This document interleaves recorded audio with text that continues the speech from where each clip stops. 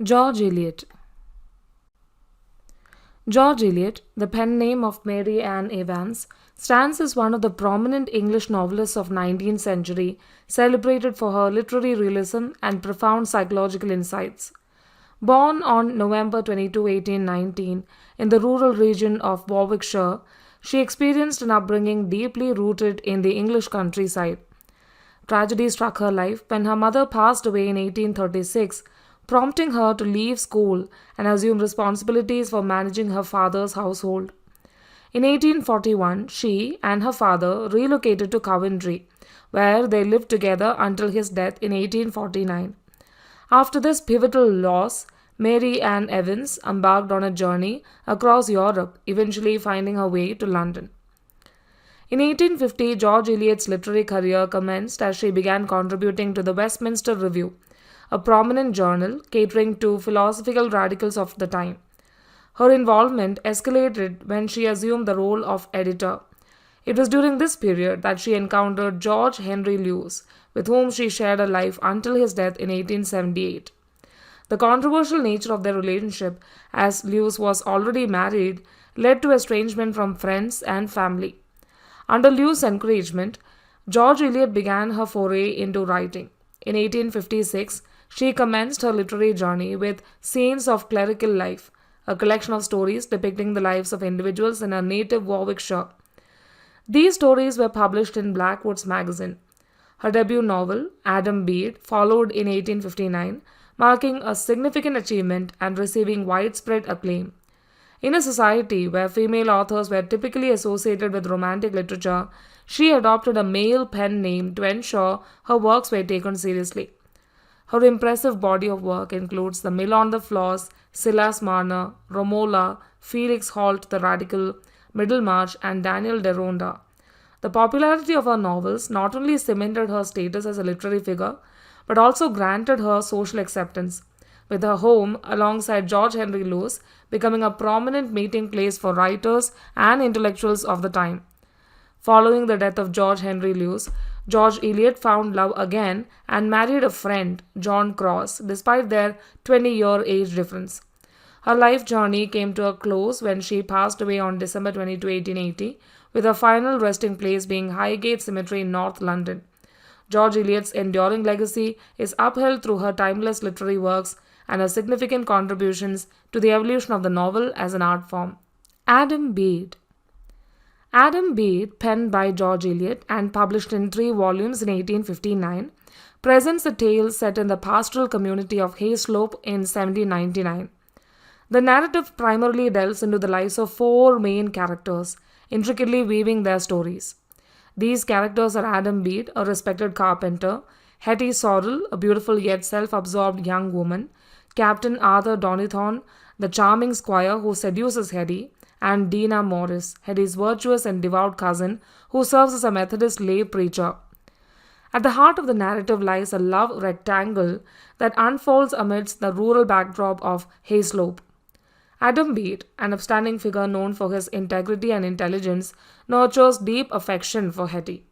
In contrast, Hetty's heart gravitates towards Arthur, the charismatic heir to the local squire. Her passion for Arthur deepens, leading to a clandestine tryst between them, which is subsequently interrupted by Adam. A confrontation ensues, and an agreement is reached wherein Arthur promises to relinquish his pursuit of Hetty and departs Hayslope to return to his militia duties. In Arthur's absence, Hetty accepts Adam's proposal of marriage. However, complications arise when Hetty discovers she is pregnant. She decides to embark on a desperate search for Arthur to no avail. Fearing the impending shame and ostracism she would face, Hetty abandons her newborn in a field, an act of heart-wrenching desperation. Her attempts to retrieve the infant come too late as the child succumbs to the elements.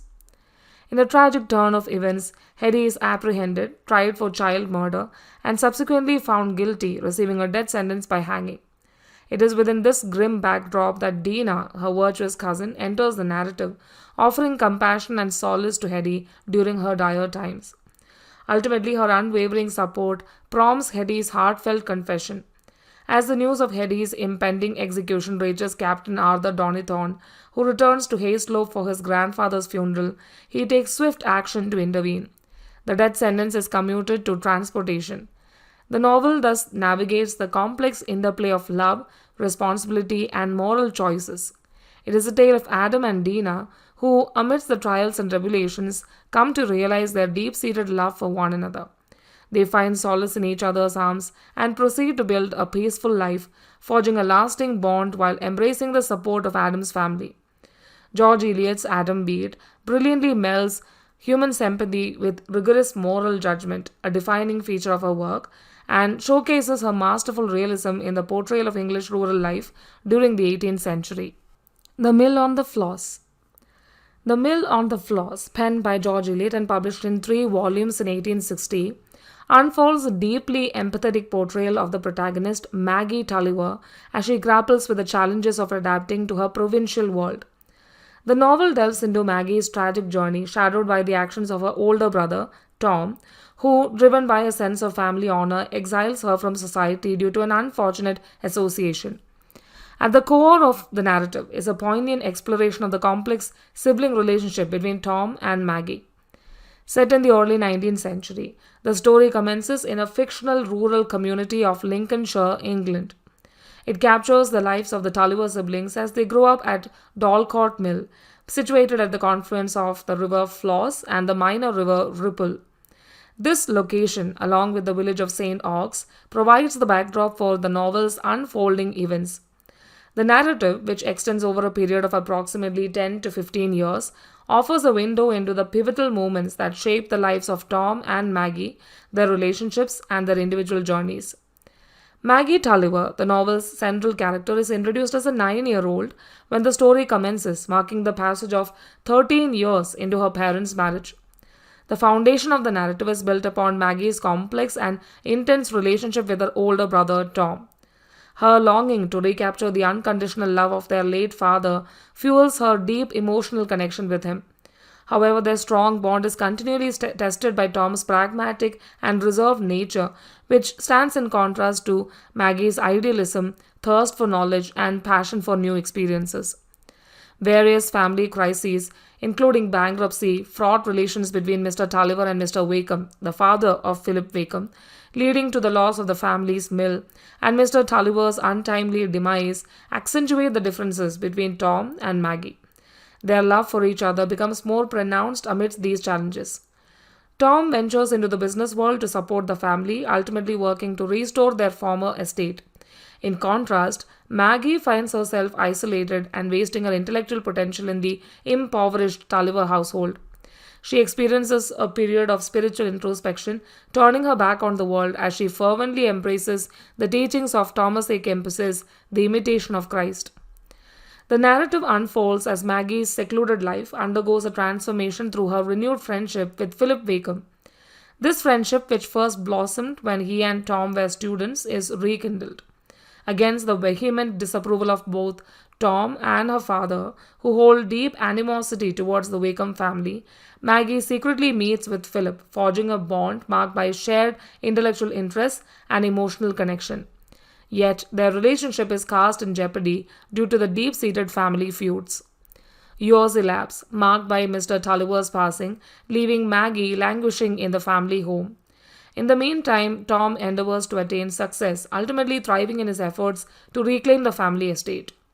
Amidst her isolation, Maggie is offered respite when Lucy Dean invites her to experience a life of culture and leisure. In Lucy's refined world, Maggie becomes reacquainted with Stephen Guest, a vivacious resident of St. Ox, and Lucy's presumed fiancé. Maggie and Stephen find themselves irresistibly drawn to one another, their rational judgments overridden by an intense attraction. The ensuing complications are further exacerbated by Philip Wakeham's friendship with both Lucy and Stephen.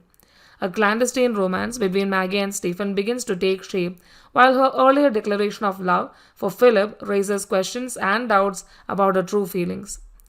Lucy, with the intention of bringing Philip and Maggie closer, orchestrates a short boating trip on the Floss. However, Stephen unwittingly takes the place of the ailing Philip. During their voyage, Maggie and Stephen, preoccupied with their emotions, lose track of time and distance. Eventually, Stephen proposes that they board a passing boat to the nearby city of Mudport with the intention of marrying. Maggie, exhausted and worn, consents. But as they reach Mudport, Maggie has a change of heart.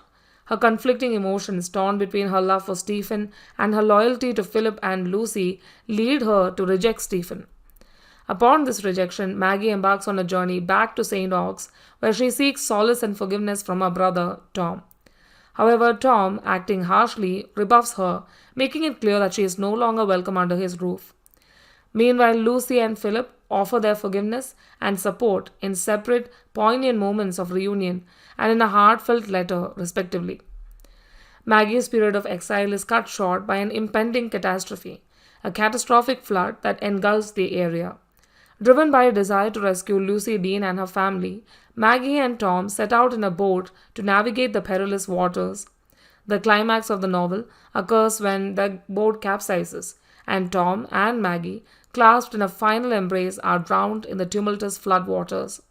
Their shared demise underscores the novel's poignant epigraph: in their death, they were not divided. In conclusion, The Mill on the Floss is a novel characterized by its exploration of familial relationships, the conflict between individual desires and familial duties, and the complexities of love and loyalty. George Eliot's narrative captures the essence of human emotions and moral dilemmas, ultimately culminating in a tragic yet deeply moving conclusion. Silas Marner, Romola, and Felix Holt. Silas Marner, The Weaver of Raveloe, a novel penned by George Eliot and published in 1861, revolves around its eponymous character, a reclusive and friendless weaver whose life revolves solely around his precious cache of gold. Silas Marner's journey towards redemption and human connection is ignited when he discovers a golden-haired abandoned baby girl, Eppie, shortly after falling victim to a robbery. He raises the child as his own, reshaping the course of his life. The narrative opens with Silas's unfortunate ordeal. Framed for a theft he did not commit, he loses not only his faith and his fiancée, but also his community's trust in Lantern Yard. He relocates to the peaceful English countryside of Raveloe, where he abandons human interaction for the company of his hoarded wealth. In his solitude, he immerses himself in his weaving trade as a means of self-protection against the pain of betrayal. The story takes a significant turn when Dunstan Cass, a conniving aristocrat from town, steals all of Silas's hard-earned money. Dunstan, the unscrupulous son of the local squire, had been embroiled in blackmailing his older brother Godfrey. To obtain money, he even goes as far as selling Godfrey's horse, Wildfire, which he had previously killed. Desperate and penniless, he resorts to robbing Silas Marner. On New Year's Eve, fate intervenes as Silas leaves his door open, unwittingly welcoming an unexpected visitor into his cottage. A small child, Eppie, enters, having just left her dying mother. Upon first seeing the child in his trance, Silas believes it to be a return of his stolen gold. However, the tracks in the snow and the discovery of the deceased woman quickly dispel his illusion. Recognizing the seriousness of the situation, Silas rushes to the Cass house to summon the doctor. When the doctor arrives, he is accompanied by Godfrey, who identifies Eppie as his own child from his secret marriage to a woman named Molly, whom Dunstan had exploited for blackmail. With Molly tragically overdosed and deceased in the snow, Godfrey believes he can finally marry his true love, Nancy Lametta. Yet, the issue of the child remains unresolved. Godfrey hopes to keep Eppie's existence a secret and is reassured when Silas adamantly refuses to part with her. In this moment, Godfrey makes a silent vow to secretly provide for Silas's welfare. The narrative subsequently spans many years, with Eppie growing into a young woman. Silas and Eppie's bond remains unbreakable. On the other side of Raveloe, Godfrey and Nancy Cass grapple with an unhappy and childless marriage, a source of unspoken discord.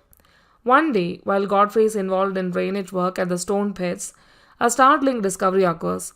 The skeleton of Dunstan Cass is unearthed, lying alongside Silas's long-lost money. This revelation leads Godfrey to confess his hidden past to his wife, Nancy, who responds with anger. She proposes that they go and claim Eppie as their daughter to fulfill Godfrey's longing for a child. This move threatens to disrupt the life that Silas cherishes. However, Epi remains unwaveringly devoted to Silas, knowing that he would never abandon her as Godfrey once did. In the end, Silas reclaims his stolen gold and he is allowed to keep Epi. Together, they find happiness, learn to trust and believe in others once more, and live contentedly. Romola. Romola, a novel authored by George Eliot and serialized in the Cornhill magazine in 1862 to 63, before being published in 3 volumes in 63, is an intricate tale set in late 15th century Florence. The novel meticulously integrates the life of the reformer Girolamo Savonarola with the decline of the ruling Medici family. Within the narrative, the plot follows Tito, a charismatic but scheming Greek opportunist who enters into a marriage with Romola, the daughter of a scholar. Tito deceives Romola, engaging in unscrupulous political dealings, ultimately meeting his demise at the hands of his adoptive father. Romola discovers newfound strength in caring for Tito's other wife and her children. The novel conveys the idea that human empathy is the highest moral imperative and a reason for living, even in the face of profound loss. Felix Holt. Felix Holt, the Radical, written by George Eliot and published in 1866, is a social novel that unravels a political drama set in a small English town during the First Reform Act of 1832. The story unfolds in the early 1830s in England, a time marked by fervent agitation for the passage of the Reform Bill, which aimed to reform the country's electoral system. The central character, Felix Holt, is an educated individual who deliberately chooses to work as an artisan. He hopes to inspire fellow workers to seize control of their destinies and believes in the power of their collective voice. Holt's unyielding idealism and commitment to his cause stand in stark contrast to the political ambitions of Harold Transome, a newcomer to Loamshire. Transome returns to claim his family's estate and stands as a candidate for the Radicals, a group advocating parliamentary reform and universal suffrage. Amid this political backdrop, the novel introduces Esther, the heroine, who believes herself to be the daughter of a nonconformist minister. However, she eventually discovers her true lineage as the heir to the Transome estate. Esther's journey encompasses her burgeoning affection for Felix, who becomes the man of her heart. As the narrative unfolds, she is faced with a challenging choice between Felix and Harold Transome, particularly after Felix becomes embroiled in a fatal altercation during a riot. The story addresses issues of love, societal transformation, and the complexities of individual choices against the backdrop of political reform and social unrest. Ultimately, Esther chooses Felix over her claim to the Transome legacy. In Felix Holt, George Eliot weaves together themes of political change, social responsibility, and personal relationships, providing a compelling exploration of the era's political and social dynamics. Middlemarch and Daniel Deronda. Middlemarch. Middlemarch, A Study of Provincial Life, a novel written by Mary Ann Evans, who used the pen name George Eliot, was initially serialized in 8 installments from 1871 to 1872.